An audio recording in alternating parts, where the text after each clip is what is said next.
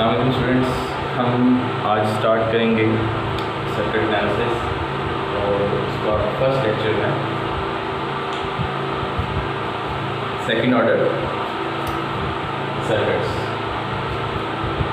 Second order circuits क्या होते हैं इसको भी हम डिस्कस करते हैं, थोड़ा सा रिवाइज कर लेते हैं। इससे पहले जो आपने सर्किट्स पढ़े हैं 7 चैप्टर में आपको याद होगा हमने पढ़ा था first order circuits. First order circuits को फर्स्ट ऑर्डर सर्किट्स क्यों कहते हैं? क्योंकि एट अ टाइम उन सर्किट्स में एक स्टोरिंग एलिमेंट एग्जिस्ट कर रहा हो, ठीक है। अगर एक से ज़्यादा भी हो तो वो इस फॉर्मेशन में होते हैं कि उनकी इक्वलेंट, अगर आप कंडक्टेंस ले लें या इक्वलेंट कैपेसिटेंस लें तो वो एक इंडक्टर या कैपेसिटर से सब्स्टिट्यूट हो जाते हैं। तो एक तो ये पहचान उन सर्किट्स की फर्स्ट ऑर्डर सर्किट्स की कि उनमें कोई एक स्टोरिंग एलिमेंट होता है। दूसरा, जब आप उसकी इक्वेशन लिखते हैं यूजिंग किरचॉफ लॉज तो इक्वेशन में फर्स्ट ऑर्डर डेरिवेटिव आता है, ठीक है। तो इस वजह से हम ऐसे सर्किट्स को फर्स्ट ऑर्डर सर्किट्स कहते हैं। और इससे पहले हमने सॉल्व भी किया फर्स्ट ऑर्डर सर्किट्स को। 2 मेथड्स थे जिससे हमने फर्स्ट ऑर्डर सर्किट्स को सॉल्व किया था। एक था डिफरेंशियल इक्वेशन अप्रोच और एक था स्टेप बाय स्टेप मेथड। और दोनों मेथड में हमने फर्स्ट ऑर्डर सर्किट्स को सॉल्व किया था। एक फर्स्ट ऑर्डर सर्किट्स दोनों मेथड से सॉल्व हो सकता है, चाहे आप डिफरेंशियल इक्वेशन मेथड यूज़ करें या चाहे आप step by step method use करें। ये मेरा टॉपिक है second order circuits. Second order circuits में अब क्या होगा, इससे पहले क्या था, या एट अ टाइम कैपेसिटर होता था एक स्टोरिंग एलिमेंट या इंडक्टर होता था। इन सर्किट्स में एट अ टाइम दोनों एग्जिस्ट करेंगे, इंडक्टर भी एग्जिस्ट करेगा, कैपेसिटर भी एग्जिस्ट करेगा। अब जाहिर सी बात है, अगर RLC सर्किट है तो वो तीनों पैरेलल कॉम्बिनेशन में भी हो सकते हैं, वो आपस में सीरीज़ में भी कनेक्ट हो सकते हैं। तो स्टार्ट में हम इन दोनों कॉम्बिनेशन की इक्वेशन लिखते हैं यूजिंग किरचॉफ लॉज और फिर इन दी एंड देखते हैं कि वो इक्वेशन किस टाइप की बनती है और उसके बाद देखेंगे कि उनको सॉल्व कैसे किया जा सकता है। तो ये सर्किट नज़र आ रहा है आपको, नज़र आ रहा है कि तीनों एलिमेंट्स आपस में पैरेलल कॉन्फ़िगरेशन में कनेक्टेड हैं और ग्राउंड मैंने मेंशन किया हुआ है। इसका मतलब क्या है कि मैं इन पर नोडल एनालिसिस यूज़ करने जा रहा हूँ। मैं इसको नोडल एनालिसिस की मदद से इसकी इक्वेशन लिखूँगा। नोडल एनालिसिस में हम क्या करते हैं, नोडल एनालिसिस में हम नोड के साथ कनेक्टेड हर ब्रांच का करंट लिखते हैं, ठीक है। तो इस नोड के साथ कौन कौन से ब्रांचेस हैं, करंट सोर्स है, रेजिस्टर है, इंडक्टर है और कैपेसिटर है, ठीक है। तो हम इन चारों ब्रांचेस का करंट लिखते हैं। तो क्या होगा, फर्स्ट VT ओवर R इस ब्रांच का करंट प्लस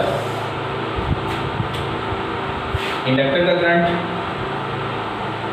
इंडक्टर का करंट क्या होता है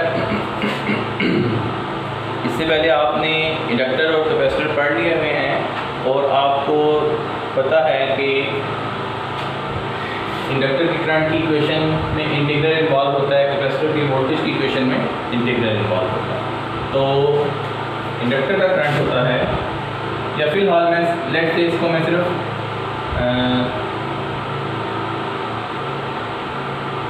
इनिशियली INT कहते हैं।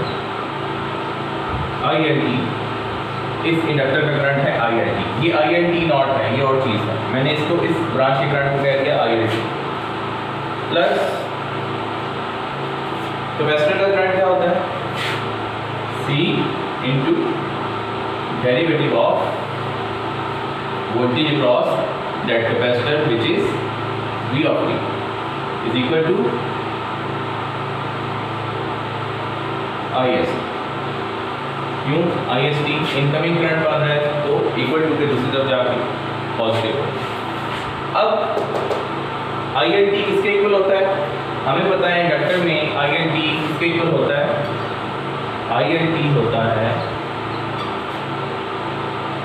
IL T not plus 1/L integral T not to T V of x dx। Inductor का करंट होता है IL T नॉट, अगर उसमें पहले से कोई करंट स्टोर है और वो फ्लो कर रहा है, plus voltage across that inductor और उसका इंटीग्रल इन गिवन लिमिट्स। ये होता है इंडक्टर का करंट। तो इसको हम इस वैल्यू को ILT की जगह पुट कर लें तो क्या बनेगा, V/R plus IL T not plus 1/L integral T not to T voltage across that inductor का integral plus C d/dt of Vt is equal to IS of T।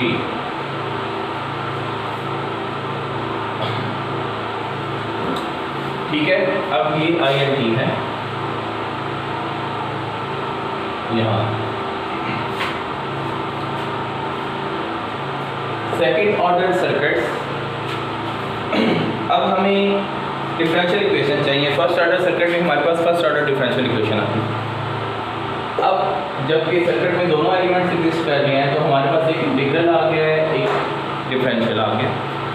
तो इस पूरी इक्वेशन को डिफरेंशियल की फॉर्म में लाने के लिए अगर मैं इस पूरी इक्वेशन का with respect to t derivative ले लूँ तो इक्वेशन क्या बनेगी, पूरी इक्वेशन का विद रिस्पेक्ट टू t अगर मैं डेरिवेटिव ले लूँ 1/R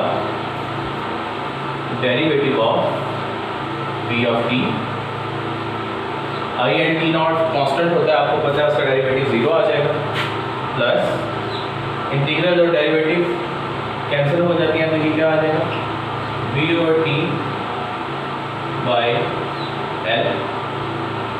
प्लस C डेरिवेटिव का दोबारा डेरिवेटिव लेंगे तो सेकंड डेरिवेटिव बन जाएगा, और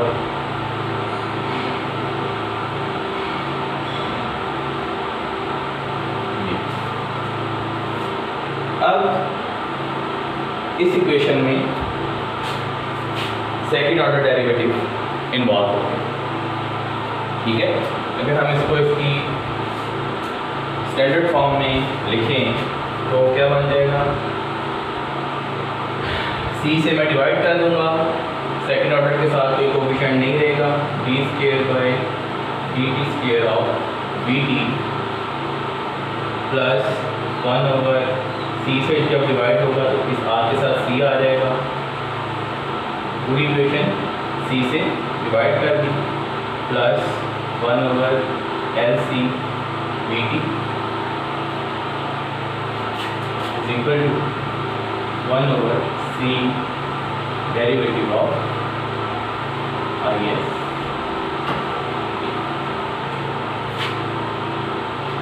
ठीक है, ये है पैरेलल सर्किट टाइप जिसमें RLC कंपोनेंट्स आपस में पैरेलली कनेक्टेड थे, और इसकी हमने using nodal analysis Kirchhoff current law हमने इक्वेशन लिखी, तो वो इन दी एंड उसकी ये फॉर्म बनी।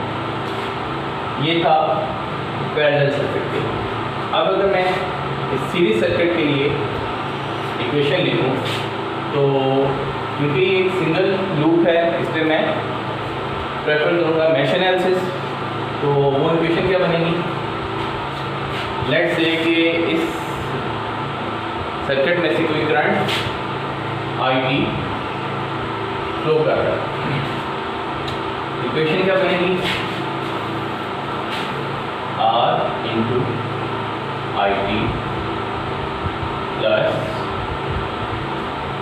VC of T voltage of capacitor, ये VC T नॉट है, ये ऑलरेडी अगर कोई वोल्टेज पहले से स्टोर है उसको शो कर रहा है, VCT is complete voltage of this capacitor, plus voltage of inductor क्या होती है?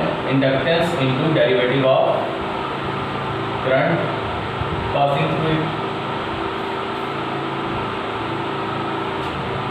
Is equal to Vs of t। अब हमें पता है वोल्टेज ऑफ कैपेसिटर किसके इक्वल होती है? वोल्टेज ऑफ कैपेसिटर इक्वल होती है V C T नॉट। अगर पहले से कैपेसिटर में कोई वोल्टेज एग्जिस्ट कर रहा है plus 1/c integral T not to T I of x dx plus d by dt of I of t is equal to Vs of t। Again ये वाली फॉर्म बन गई। तो हमने इस स्टेज पे क्या किया था? पूरी इक्वेशन का with respect to T derivative ले लिया था। इसका भी with respect to T derivative ले लें तो क्या बन जाएगा? r into derivative of I of T plus B C T naught constant होता है, जीरो हो गया डेरिवेटिव, ये हो जाएगा आई ऑफ टी इंटीग्रल और डेरिवेटिव कैंसिल हो जाएंगे, divide by C plus L derivative का विद रिस्पेक्ट टू टी दोबारा डेरिवेटिव लेंगे तो सेकंड ऑर्डर डेरिवेटिव बन जाएगा I of T equal to derivative of V S of T. अब इसको अगर स्टैंडर्ड फॉर्म में लिखें, एल इंडक्टेंस को पूरी इक्वेशन से अगर मैं डिवाइड कर दूं तो स्टैंडर्ड फॉर्म क्या बन जाएगी?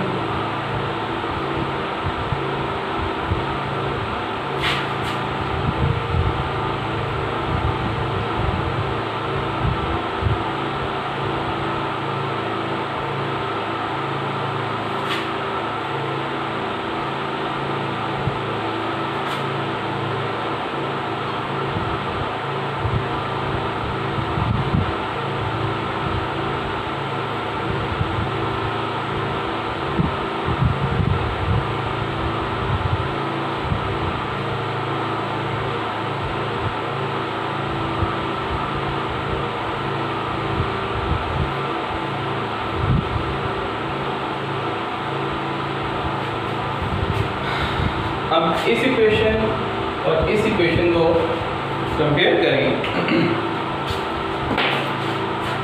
गिवन के आर सी और एल कांस्टेंट कंपोनेंट्स हैं, आर सी और एल कांस्टेंट कंपोनेंट्स हैं, तो आपने देखा कि चाहे सर्किट पैरेलली कनेक्टेड हों, पैरेलल कॉम्बिनेशन में हों, आरएलसी या सीरीज में हों, इन दी एंड उनकी जो फाइनल इक्वेशन है एक टाइप की बनती है। ठीक है, second order derivative, first order derivative एक कांस्टेंट से मल्टीप्लाई हो रहा है, फंक्शन इटसेल्फ कांस्टेंट से मल्टीप्लाई हो रहा है is equal to some constant. Second order derivative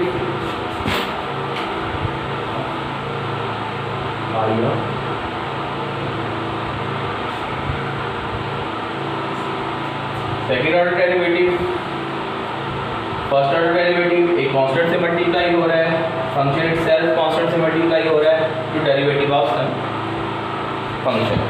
तो ये दोनों जो इक्वेशंस बनी सेकंड ऑर्डर इक्वेशंस वो सेम बनी, चाहे सर्किट पैरेलल में कनेक्टेड हो या सीरीज में कनेक्टेड।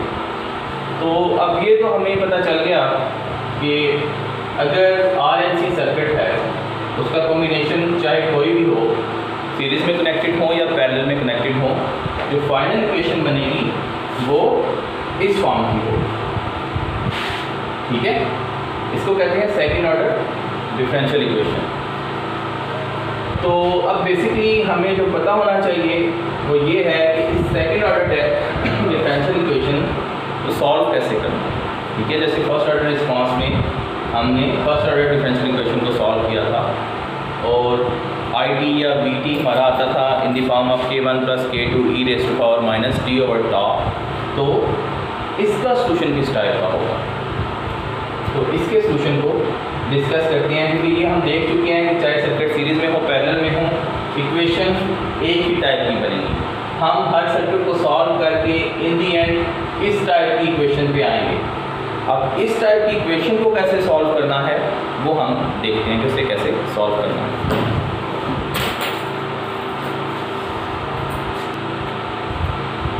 स्टूडेंट्स हमने अभी थोड़ी देर पहले डिस्कस किया है कि चाहे पैरेलल में आरएलसी कनेक्टेड हो या सीरीज़ में, इन दी एंड जो उनकी सेकंड ऑर्डर डिफरेंशियल इक्वेशन बनती है आफ्टर अप्लाइंग किरचॉफ लॉज, वो इस टाइप की होती है। सेकंड ऑर्डर डेरिवेटिव, फिर constant into first order derivative, constant into function itself is equal to some function F of T. तो अगर आपको याद हो जब हम फर्स्ट ऑर्डर सर्किट कर रहे थे, और अगर आप तो मैंने वैसे आपको कहा भी था कि यूट्यूब पे जो लेक्चर्स पढ़े हुए हैं फर्स्ट ऑर्डर सर्किट के, वो आप देख लीजिएगा। अगर वो आपने देखा है तो उसमें मैंने एक फैक्ट डिस्कस किया है कि अगर इस टाइप की इक्वेशन को आप सॉल्व करना चाह रहे हैं तो एक्स टी किस टाइप का होगा। फर्स्ट ऑर्डर में हमने कहा था कि इस टाइप की इक्वेशन का सोल्यूशन होता है एक पर्टिकुलर सोल्यूशन और एक कॉम्प्लीमेंट्री सोल्यूशन, ठीक है। तो मैं कहता हूँ कि इस में X T is equal to X D T एक पर्टिकुलर सोल्यूशन है इस इक्वेशन के लिए, ठीक है। इस इक्वेशन के लिए x P T particular solution है। ये हम फर्स्ट ऑर्डर वाला फैक्ट दोबारा यूज़ कर रहे हैं। और अगर मैं एक्स सी टी फाइंड करना चाह रहा हूँ, अगर X T is equal to X C T find करना चाह रहा हूँ तो वो किसका होगा, वो होमोजीनियस इक्वेशन का होगा सोल्यूशन। होमोजीनियस इक्वेशन कौन सी इक्वेशन थी, जिसमें राइट हैंड साइड पे ज़ीरो होता है, फंक्शन की बजाय ज़ीरो होता है। तो अगर इस इक्वेशन को इस फॉर्म में मैं लिख लूँ,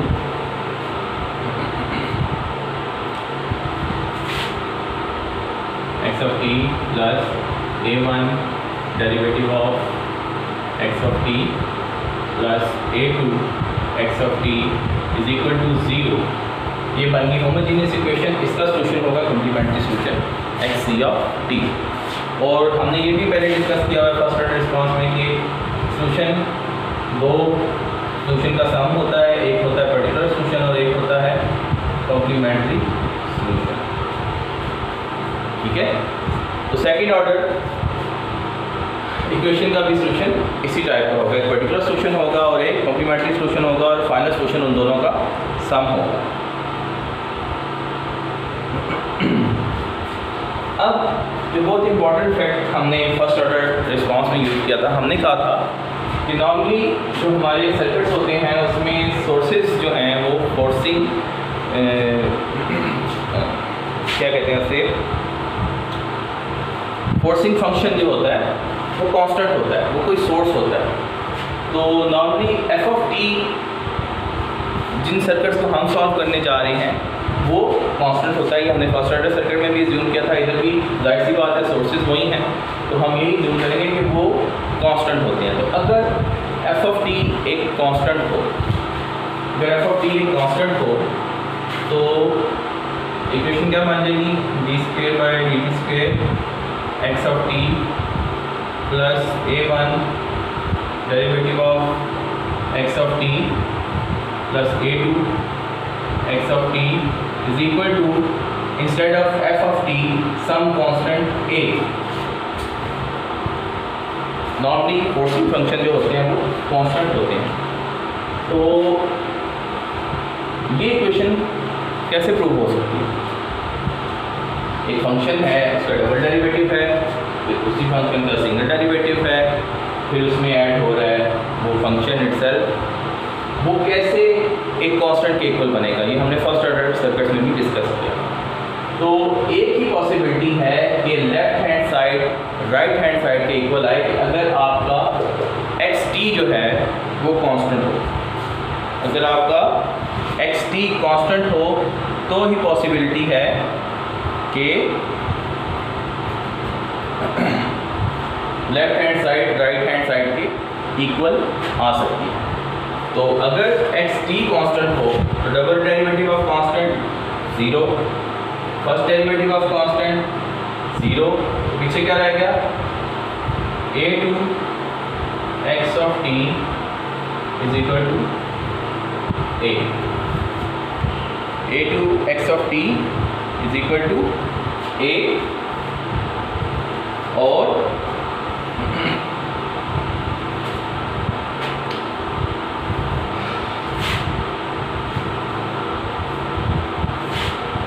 x of t is equal to a over a. x of t is equals to a over a2. इसको आप पर्टिकुलर सोल्यूशन भी कहेंगे, जैसे फर्स्ट ऑर्डर में हमने इसको पर्टिकुलर सोल्यूशन कहा था। अगर मैं इसको एक कांस्टेंट कह दूं,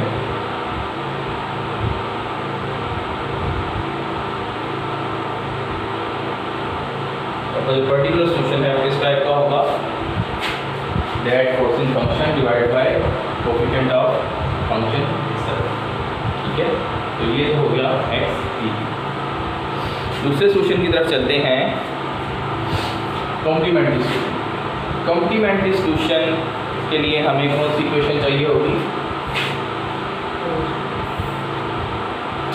इक्वल टू 0। इसको हम क्या कहते हैं, होमोजीनियस इक्वेशन।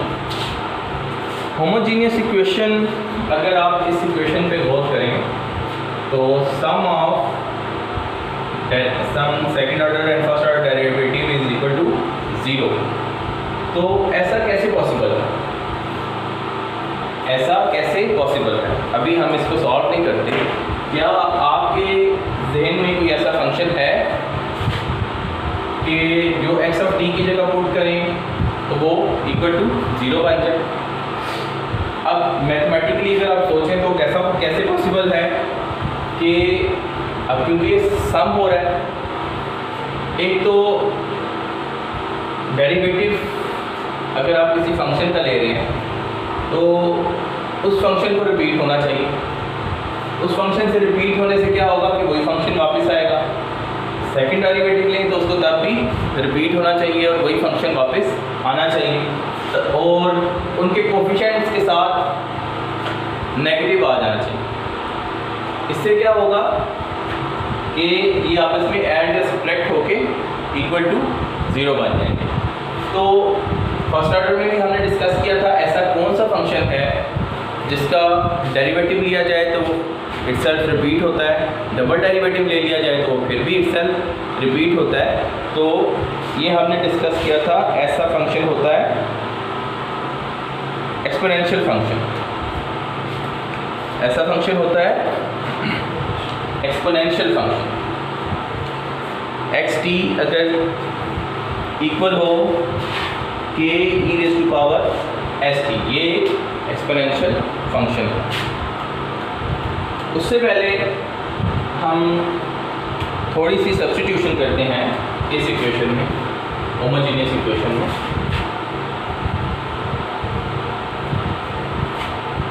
मैं कहता हूँ कि a1 एक कांस्टेंट है, a2 एक कांस्टेंट है। इसको मैं एक और फॉर्म में लिखना चाह रहा हूँ, वो बाद में जाके आपको क्लियर हो जाएगी।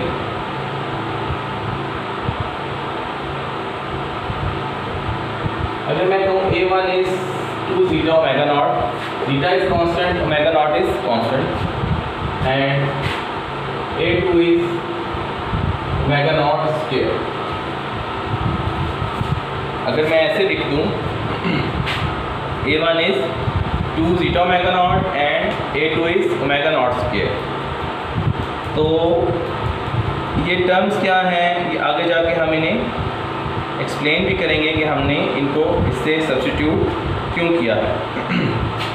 लेकिन फ़िलहाल आप सिंपल ये सब्स्टिट्यूशन करके बाद में कि हमने ये क्यों किया है इसको हम डिस्कस करेंगे। अगर ये सब्स्टिट्यूशन मैं इस इक्वेशन में कर दूँ तो इक्वेशन क्या बन जाएगी, t square over dt square x of t plus a1 is 2 zeta omega naught derivative of x of t plus a2 is omega naught square x of t equal to 0।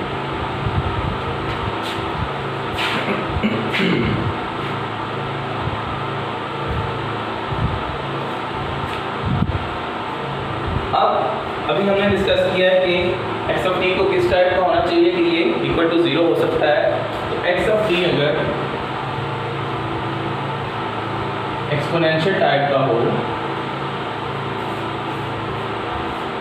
तो ये equation 0 हो सकती है, क्योंकि exponential function ऐसा function है जो derivative के बाद खुद को रिपीट करता है। Means E raise to power S T का डेरिवेटिव अगर आप लेंगे तो क्या होगा, E raise to power S T into S.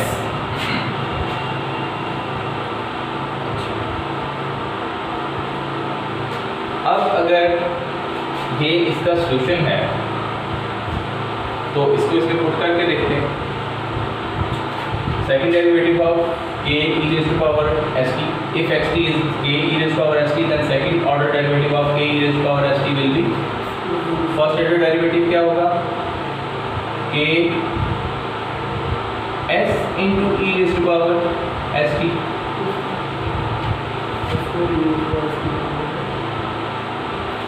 और जब आप उसका दोबारा डेरिवेटिव लेंगे तो अगेन s नीचे आएगा, e raise to power S T का फर्स्ट ऑर्डर डेरिवेटिव ये बना, सेकंड ऑर्डर दोबारा डेरिवेटिव लेंगे तो s into e raise to power S t दोबारा आएगा, तो s into s s square हो जाएगा और k s square e raise to power S t बन गया, plus first order derivative of k e raise to power S t क्या हो जाएगा, 2 zeta omega not, first order derivative of k e raise to power S t will be k s e raised to power s t plus omega naught square x t is k e raised to power s t, x t is k e raised to power s t equal to 0।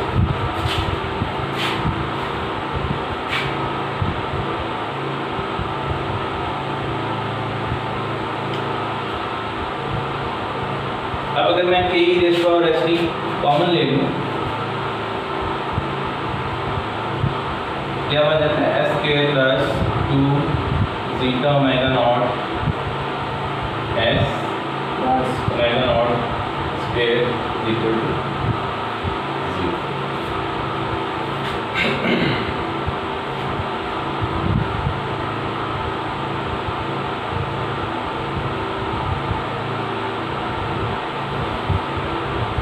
अब k e raised to power s t इक्वल to 0, this equal to 0। अब ये product 0 कब हो सकता है, अगर इन दोनों में से कोई एक 0 हो जाए।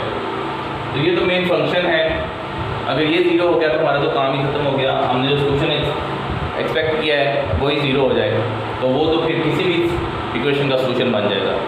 तो इसको तो हम नहीं कह सकते, ये चीज़ जो है ये 0 हो सकती है, ठीक है। S square plus 2 zeta omega naught S plus magnet, ये क्वाड्रेटिक इक्वेशन बन रही है अगर आप गौर करें, और ये इक्वल टू 0 हो सकती है। इस इक्वेशन को S square plus 2 zeta omega naught S plus omega naught square equal to 0, इसको हम कहते हैं कैरेक्टरिस्टिक इक्वेशन। क्या कहते हैं,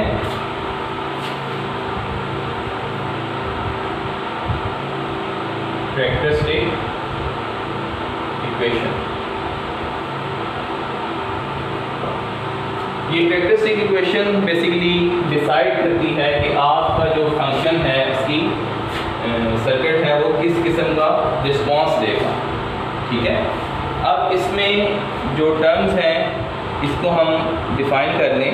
जीटा जो है इसको हम कहते हैं damping ratio, this is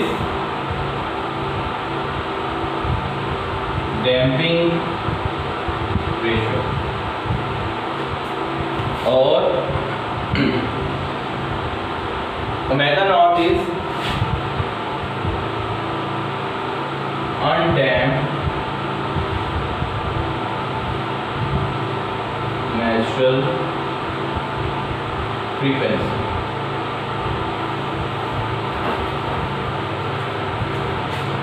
undamped natural frequency.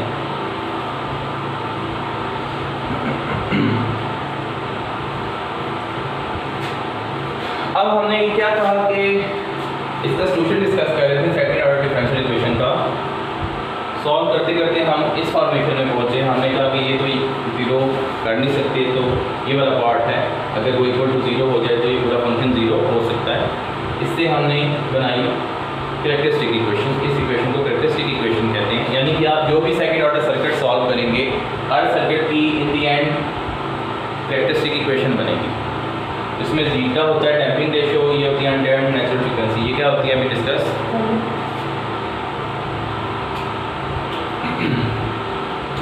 अब बेसिकली क्योंकि ये क्वाड्रेटिक इक्वेशन बन रही है, तो हम इसको क्वाड्रेटिक फार्मूला से सॉल्व करके देखते हैं कि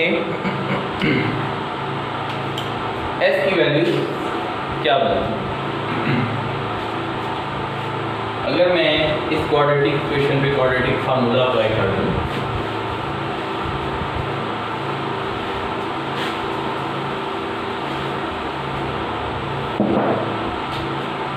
एस किसके इक्वल होगा, क्या होता है minus d two zeta omega naught plus minus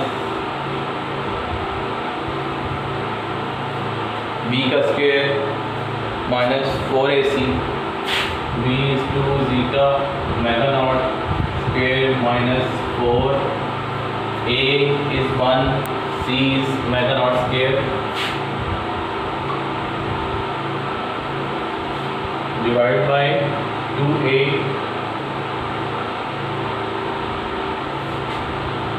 is 1 so divided by 2 divided by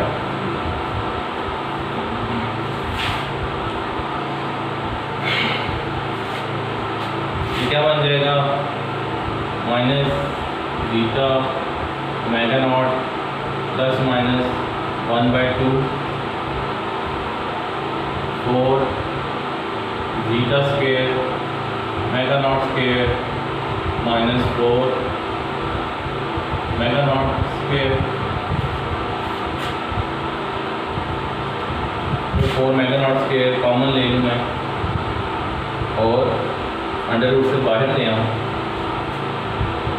तो क्या बन जाएगा वो 2 ओमेगा नॉट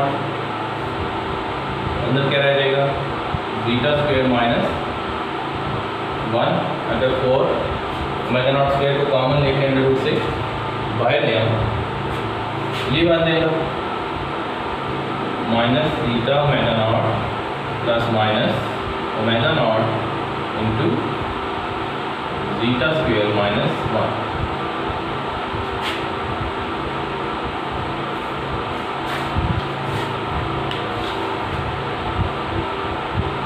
अब हमारे पास 2 वैल्यूज़ आ गई हैं एस की। एक को हम कहेंगे S1 और एक को कहेंगे S2। एक विद पॉजिटिव साइन होगी S1 और दूसरी विद नेगेटिव साइन, तो इसके रूट आ जाएंगे। अब ये हमें बताएगा क्या, ये इंफॉर्मेशन हमारे लिए कैसे हेल्पफुल हो सकती है।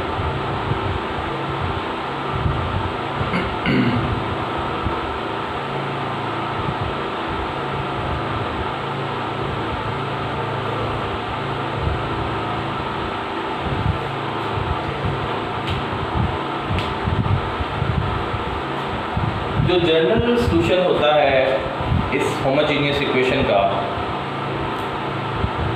इसको हमने इक्वल टू 0 पुट किया था, जो जनरल सॉल्यूशन होता है इस होमोजेनियस इक्वेशन का वो होता है इस टाइप का x3 की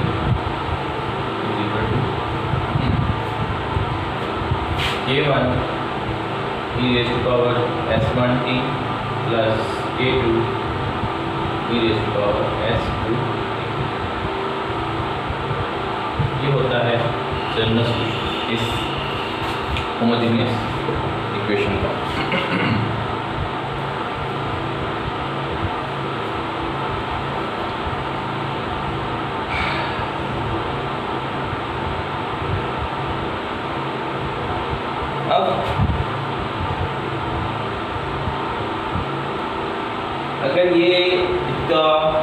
जनरल सोल्यूशन है तो हमें किन किन पैरामीटर्स का पता होना चाहिए।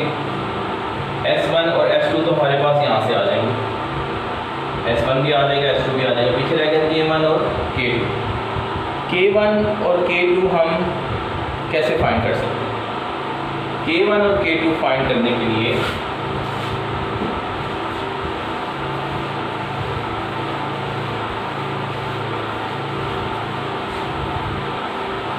हम यूज़ करते हैं इनिशियल कंडीशंस। जैसे मैंने आपको फर्स्ट ऑर्डर रिस्पांस में भी बताया था कि जिन भी सर्किट्स में स्टोरिंग एलिमेंट्स लगे हुए हों तो आप उनमें इनिशियल कंडीशन फाइंड करते हैं या आपको ऑलरेडी इनिशियल कंडीशन गिवन होती हैं।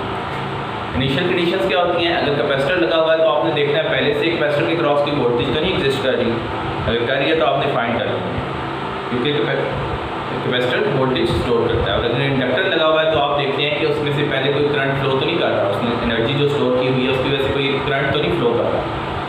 अगर वो फ्लो कर रहा है तो आप उसको फाइंड कर लेते हैं। करंट ऑफ इंडक्टर और voltage of capacitor at time t = 0। ये नॉर्मली वो टाइम होता है जब आप एनालिसिस स्टार्ट कर रहे होते हैं या जिस पर नॉर्मली स्विचिंग हुई होती है। तो ये इनिशियल कंडीशंस यूज़ करते हुए आप K1 और K2 फाइंड कर सकते हैं। K1 और K2 फाइंड करने के लिए हम इनिशियल कंडीशन यूज़ करेंगे। हम पुट करेंगे t को = 0, उससे इक्वेशन क्या बन जाएगी?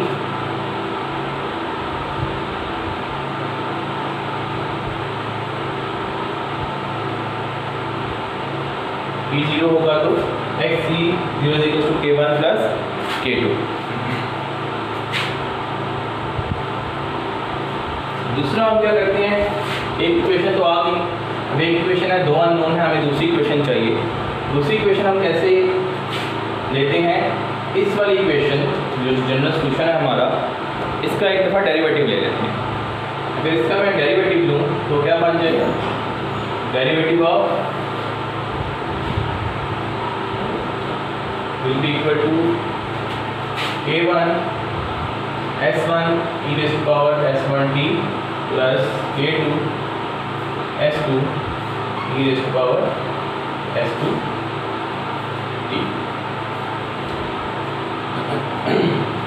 अब एक इस इक्वेशन में हमने t को 0 पुट किया था और एक जो इसी इक्वेशन का डेरिवेटिव लेने से इक्वेशन बनी है, इसमें t को 0 पुट करेंगे तो क्या बन जाएगा?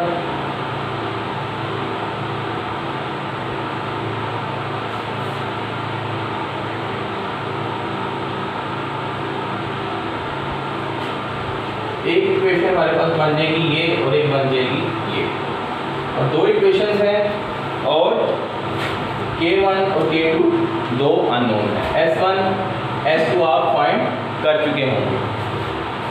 ये वाली वैल्यूज आपके पास कहाँ से आएंगी? ये इनिशियल कंडीशन से आएंगी। जो सर्किट में कैपेसिटर और इंडक्टर कोई भी लगे हुए हैं उनसे आपको ये वैल्यूज मिल जाएंगी, या उनकी मदद से आप ये वैल्यूज फाइंड कर सकते हैं। तो सेकेंड ऑर्डर डिफरेंशियल इक्वेशन का सॉल्यूशन इस टाइप का होगा। उसमें से आपने क्या फाइंड करना है? K1 K2 S1 S2। जैसे कि फर्स्ट ऑर्डर में आप K1 K2 और e⁻t/τ में टॉप फाइंड करते हो, ठीक है। इसमें S1 S2 K1 और K2 फाइंड करना है आपने। तो S1 तो यहाँ से आ जाएगा, K1 और K2 कैसे फाइंड करना है? इसी इक्वेशन में t को 0 पुट करेंगे, इनिशियल कंडीशन हमें गिवन होगी, एक इक्वेशन बन जाएगी। इसी इक्वेशन का ये हर सेकंड ऑर्डर सर्किट में आपने यही स्टेप्स करने हैं, ये स्टेप्स चेंज नहीं होंगे, इसलिए मैं बार बार कह रहा हूँ। फिर इसी इक्वेशन का आपने डेरिवेटिव ले लेना है, वो एक इक्वेशन बनेगी, उसमें t को 0 पुट कर देना तो दूसरी इक्वेशन बन जाएगी। इन दो इक्वेशन को सॉल्व करके आप K1 और K2 निकाल लिया करेंगे, ठीक है। तो सेकंड ऑर्डर डिफरेंशियल इक्वेशन का जो सॉल्यूशन बनेगा वो कॉम्प्लीमेंट्री सॉल्यूशन इस तरह से होगा, पर्टिकुलर सॉल्यूशन A/A2। तो जो फाइनल सॉल्यूशन आपका होगा वो कॉम्प्लीमेंट्री और पर्टिकुलर दोनों को ऐड करके बनेगा। अब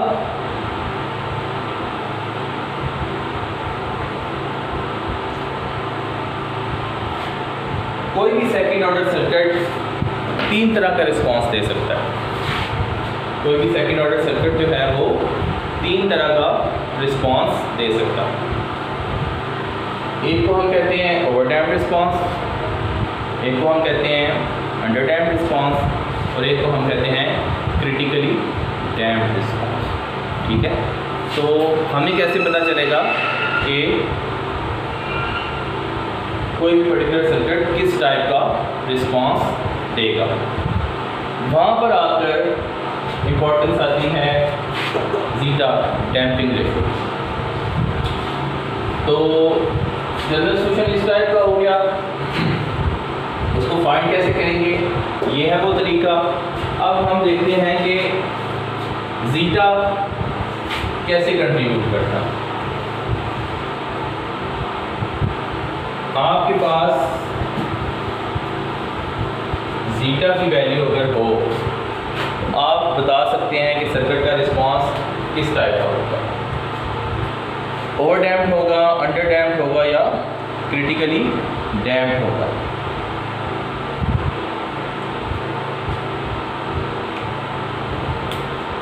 तो अगर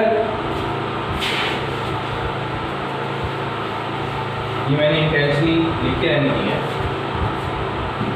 अगर तो जीटा ग्रेटर देन 1 हो, अगर जीटा ग्रेटर देन 1 हो तो आपका जो रिस्पांस आएगा वो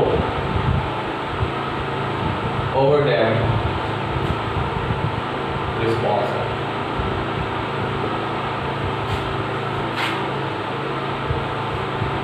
और particular solution x of T equal होगा K1 e raise to power S1 कैसे फाइंड करते थे, minus zeta omega naught plus omega naught zeta square minus 1 plus K2 e raise to power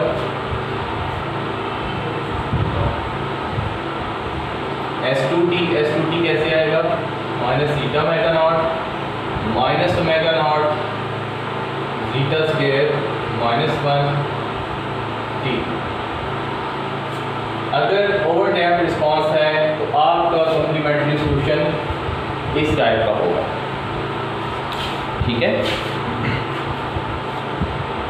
means आप जो solution के लिए equation use करेंगे वो इस टाइप की होगी। ये एक्चुअली यही सोल्यूशन है, इसमें बस S1 और S2 कैसे फाइंड करना है आपने उसकी वैल्यू पुट कर दी है। दूसरा केस हो सकता है, यह है case 1।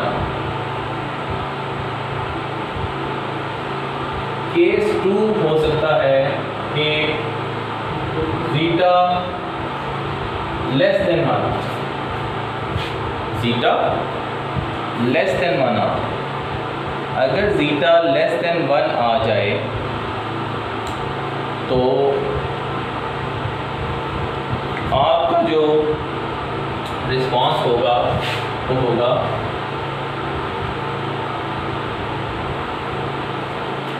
अंडरडैम्प्ड response.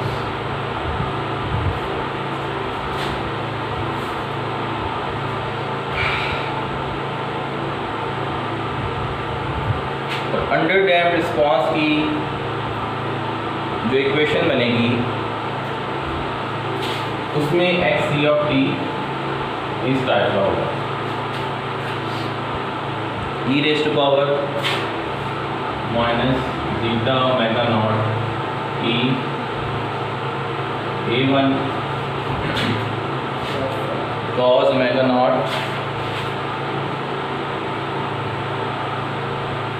1 minus zeta square T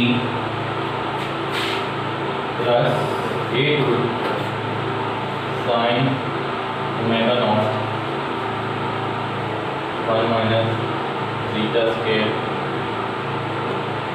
T under root में नहीं है, टी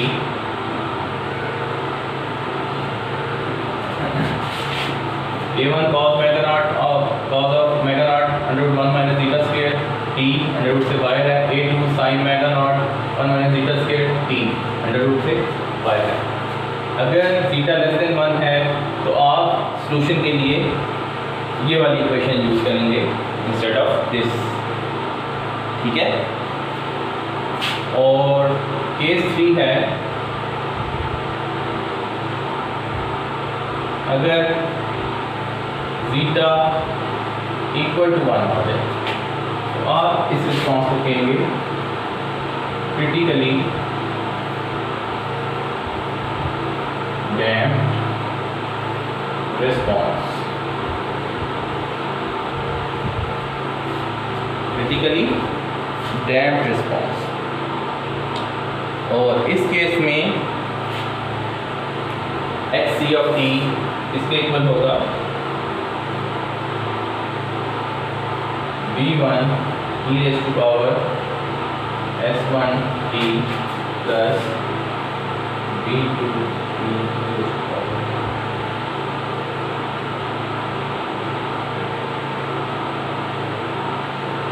s।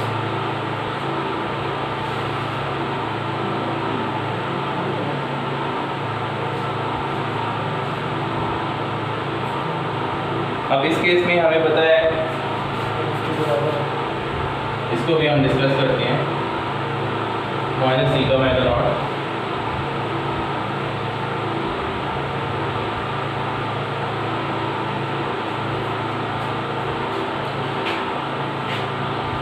अगर क्रिटिकली डैम्प्ड है तो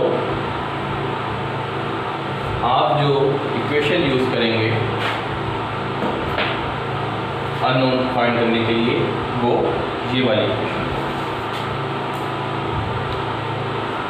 अब ये इक्वेशन ये आपको याद करने की ज़रूरत नहीं है। अगर आपको सेकंड ऑर्डर रिस्पांस का क्वेश्चन आता है तो ये तीनों इक्वेशन आपको गिवन होंगी टेबल में, बस आपको ये पता होना चाहिए कि आपने कौन सी वाली यूज़ करनी है, ठीक है। तो इनको याद करने की ज़रूरत नहीं है, आपको पता होना चाहिए कि यूज़ कौन सी वाली करनी है, ठीक है। तो वो यूज़ कौन सी वाली करनी है आपको कौन बताएगा? जीटा ग्रेटर देन 1 है तो ये करनी है, इसकी ग्रेटर देन 1 है तो ये सेम इक्वेशन यही वाली यूज़ होगी, ठीक है। फिर हमने इसको t को 0 पुट किया था, k1 k2 निकाला था और इसी का डेरिवेटिव लेके दूसरी इक्वेशन बनाई। अगर लेस देन 1 है जीटा तो ये वाली इक्वेशन की बजाय ये इक्वेशन यूज़ होगी, ठीक है। इसमें t को 0 पुट करेंगे और इसका डेरिवेटिव लेके उसमें t को 0 पुट करेंगे, इस वाली इक्वेशन को अगर अंडर डैम्प्ड रिस्पॉन्स है। और केस 3 अगर जीटा 1 आ जाता है तो इस वाली इक्वेशन की जगह इसको यूज़ करेंगे और t को इसमें 0 पुट करेंगे, फिर इसका डेरिवेटिव लेके उसमें t को 0 पुट करेंगे। तो ये तीनों आपको याद करने की ज़रूरत नहीं है। अगर ऐसा क्वेश्चन है उसमें ये तीनों केसेस की इक्वेशन गिवन होगी, आपको पता होना चाहिए कि आपका केस कौन सा बन रहा है और आपने उस इक्वेशन को यूज़ करना है। एक तो ये चीज़ जीटा से डिसाइड हो सकती है, ठीक है। दूसरी सेम यही चीज़ आप जो रूट्स निकालते हैं S1 और S2 इससे भी डिसाइड हो सकती है। ओवर डैम्प्ड के केस में आपके जो रूट्स आएंगे S1 और S2, दिस इज S1 और S2, ये हमेशा रियल और डिस्टिंक्ट होंगे, ठीक है। S1 और S2 हमेशा रियल और डिस्टिंक्ट होंगे। अगर रियल और डिस्टिंक्ट S1 और S2 आते हैं तो आप उसको देख के भी लिख सकते हैं कि इसका रिस्पांस ओवर डैम्प्ड होगा और आप ये वाली इक्वेशन यूज़ कर सकते हैं, या आप जीटा फाइंड कर लें। अंडर डैम्प्ड के केस में S1 और S2 कॉम्प्लेक्स आएंगे,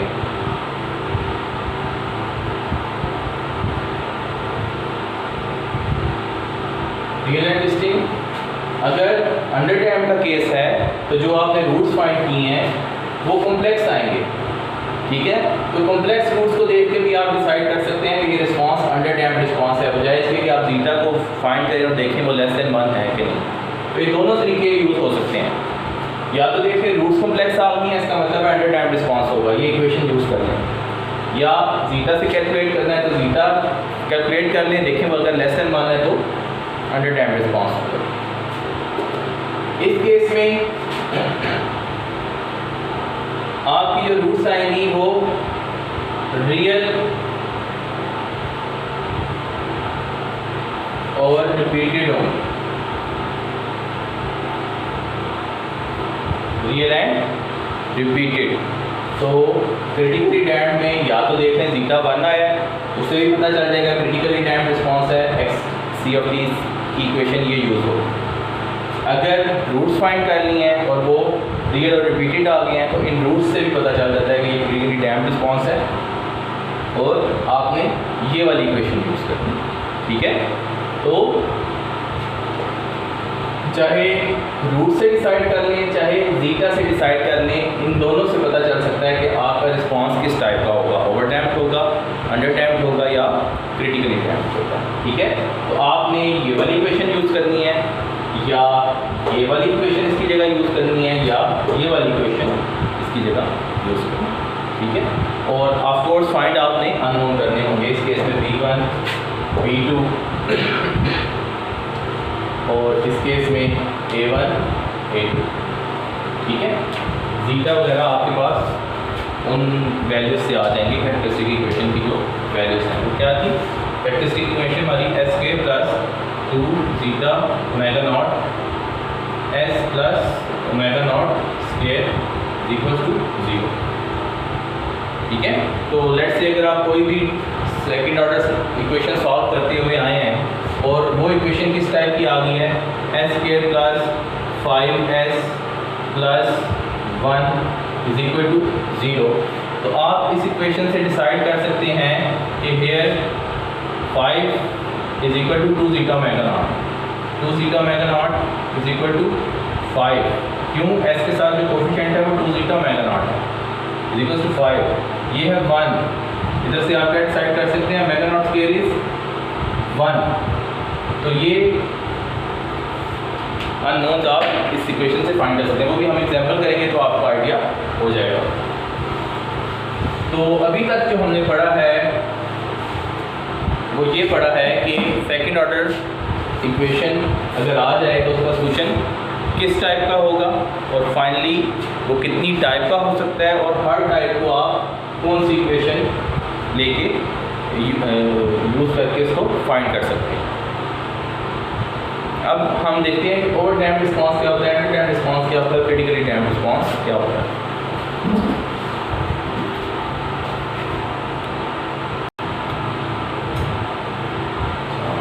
हम देखते थे कि over damped response, under damped response और क्रिटिकली डैम्प्ड रिस्पांस की इक्वेशन क्या है। अब हम डिस्क्राइब करते हैं कि बेसिकली किस टाइप के रिस्पांसेस होते हैं। तो अगर ये x(t) को टाइम स्केल t पे प्लॉट किया गया है, अगर आप ऑब्जर्व करें तो क्रिटिकली डैम्प्ड रिस्पांस का ग्राफ ये है, आप देख रहे हैं कि ये पीक भी जल्दी होता है और डिके भी जल्दी होता है, ठीक है। अपनी पीक पे भी जल्दी पहुंचता है और डिके भी जल्दी होता है, ये होता है critically damped response. Over damped response क्या है, ग्रेजुअली अपनी पीक पे पहुंचता है और फिर compare to critically damped late decay करता है, लेट पीक पे पहुंचता है और लेट डिके करता है, ठीक है। इसी तरह अंडर डैम्प्ड रिस्पांस क्या है, ये अपनी रिक्वायर्ड वैल्यू पर पहुंच के ओवरशूट कर देता है, फिर अंडरशूट करता है और आहिस्ता ग्रेजुअली ये अपनी रिक्वायर्ड वैल्यू को मीट कर देता है। तो इन तीनों रिस्पांसेस के कुछ बेनिफिट्स हैं और इनके कुछ नुकसान भी हैं। अब बेसिकली आपको किस टाइप का रिस्पांस चाहिए, ठीक है। लेट्स से छोटी सी एग्जांपल अगर आप लेना चाहें कि कितना रियल टाइम रिस्पांस होना चाहिए, ठीक है। ये बेसिकली डिले है। आप लेट्स से आपने एक सिस्टम बनाया हुआ है और उससे मैं क्या कहूँ क्वाडकॉप्टर है, ठीक है। आपने उसको अप किया, वो फ्लाई कर रहा है और एक सर्टेन पोजीशन पे उसने जाना है, ठीक है। तो एक तो रिस्पांस ये कि जैसे ही आप अप करें फ़ौरन उस अपनी पोजीशन पे पहुंच जाए। दूसरा ये आपने अप कर दिया और उसने स्टार्ट किया, और वो उस रिक्वायर्ड पोजीशन पे पहुंचा। और तीसरा, आपने किया उसने ज़्यादा डिले किया, ठीक है। आप जब एक्शन ले लेते हैं उसके डिले के बाद उसका रिस्पांस आता है। दूसरा ये कि आपने अब किया, वो बजाय आपकी सर्टन लिमिट पे जाने की उसने उसको क्रॉस कर दिया और मतलब ओवरशूट कर दिया, ठीक है। तो रियल टाइम रिस्पॉन्सेज आपके किस टाइप के होंगे, कितनी जल्दी आपकी इनपुट पे कोई चेंज आ रहा है। तो इंस्टेंटली वो समझ लें कि अंडर डैम्प का होता है सबसे ज़्यादा, आप रिक्वायर्ड वैल्यू पे फ़ौरन पहुँचते हैं लेकिन ओवरशूट कर जाते हैं। जबकि क्रिटिकली डैम्प और ओवर डैम्प क्या है, ये ग्रेजुअली अपनी वैल्यू को पहुँचते हैं और फिर कंपेयरिंग टू अंडर डैम्प और फिर ग्रेजुअली डिक्रीज करते हैं। तो किस टाइप का आपको सिस्टम चाहिए वो बेसिकली डिपेंड करता है कि आप रियल टाइम रिस्पांस किस टाइप का चाहते हैं। आप इन दो को आपस में मर्ज भी कर सकते हैं, क्रिटिकली डैम्प को और ओवर डैम्प को, जिसमें दोनों की प्रॉपर्टीज़ आ जाएंगी। तो देखते हुए कि आपको किस टाइप का रिस्पांस चाहिए, आप मैथमेटिकली इसको डील कर सकते हैं। अब ये आपको नजर आ रहा है e⁻ माइनस अल्फा टी, ये जो इन्वेलप है ये basically e⁻ minus zeta omega naught T पे डिपेंड कर रहा होता है। ये इसका बाय वाला जो इन्वेलप है, इसको हम ऑसिलेशंस कहते हैं और ये रिंगिंग इफेक्ट लाता है।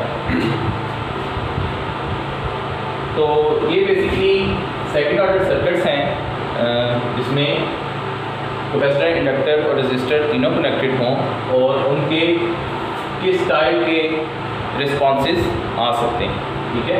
तो वो तीन तरह के हैं, ओवर डैम्प है, अंडर डैम्प है और क्रिटिकली डैम्प है। और ये रिस्पॉन्सेज किस टाइप के होते हैं जनरली हमने थोड़ा सा इसको देखा है। अब इससे रिलेटेड एक क्वेश्चन कर लेते हैं।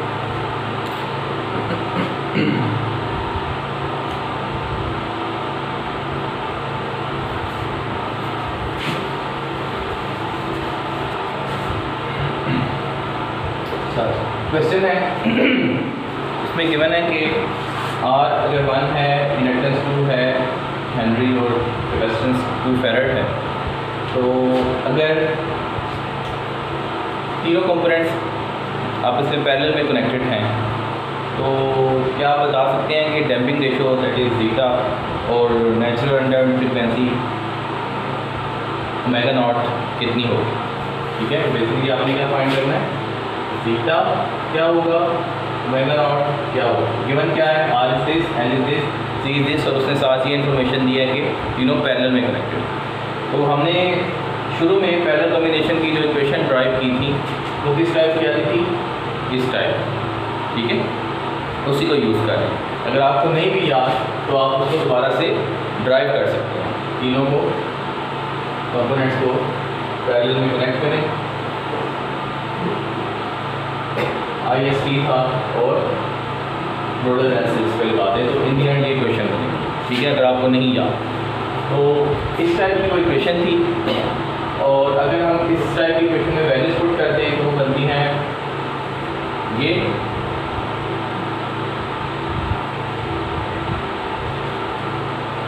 इंडक्टेंस 2 है, कैपेसिटेंस 2 है तो ये बन गया V/4, R1 है, C2 है, ये बन गया 1/2। तो ये क्वेश्चन बन गया। अब इसको अगर हम अपनी कैरेक्टरिस्टिक इक्वेशन हमारी जिस टाइप की होती है स्टैंडर्ड, जो किस टाइप की होती है, S² plus 2 zeta omega naught S plus omega naught square, इससे कंपेयर करें तो डबल डेरिवेटिव जहाँ पर था वो S² बनता था, सिंगल डेरिवेटिव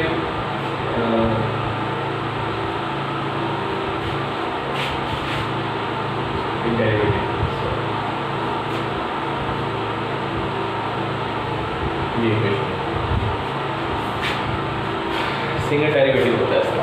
अच्छा, जहाँ सिंगल डेरिवेटिव होता था वो S बनता है, single derivative is S, double derivative is S² और साथ कांस्टेंट होता है। तो अगर हम इसको स्टैंडर्ड से कंपेयर करें इस इक्वेशन को जो हमारी बन गई है तो इसको मैं यूँ भी लिख सकता हूँ S² plus 1/2 S plus 1/4 equals to 0।